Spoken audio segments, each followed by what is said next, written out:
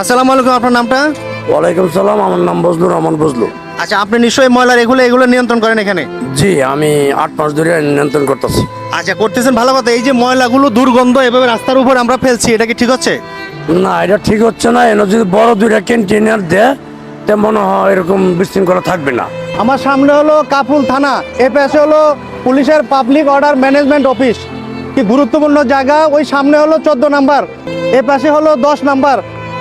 এত সুন্দর একটা গুরুত্বপূর্ণ মহাসড়কের পাশে দেখেন এখানে যে ময়লা ওপেন, এত নোংরা করে ফেলছি আমরা, এত দুর্গন্ধ। এগুলো দুর্গন্ধ নিয়ে বাচ্চাদের এই যে স্কুল, সামনে স্কুল, এ সব কিছু মিলাই এত নোংরা পরিবেশ।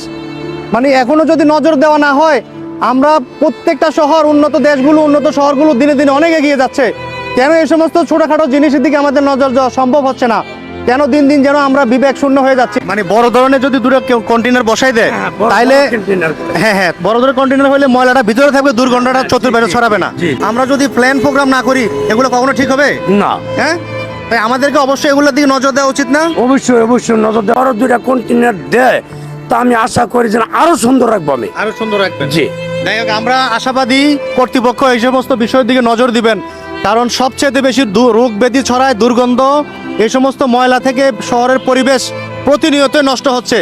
একটা সুন্দর এবং আধুনিক পরিবেশ, এত ঘনবসতি মানুষ, আমরা যদি এগুলোকে আধুনিকভাবে চিন্তা না করি, ঠিক প্রতিনিয়ত আমরা অসুস্থ হয়ে যাব। আমি আশা করি কর্তৃপক্ষ আমাদের এই দুঃখ কষ্ট দূর করার জন্য চেষ্টা করবেন। ঢাকা উত্তর সিটি কর্পোরেশনের দৃষ্টি আকর্ষণ করছি, আপনারা দয়া করে আমাদের এই সমস্ত দুঃখ কষ্ট দূর করে এলাকার পরিবেশ এবং উন্নতির দিকে নজর রাখবেন, এটাই আমাদের প্রত্যাশা। আজ যেতে হবে, তবে আবারও আসবো বিবেকের কোনো না কোনো বিষয় নিয়ে। সেই পর্যন্ত সবাই ভালো থাকবেন। আসসালামু আলাইকুম।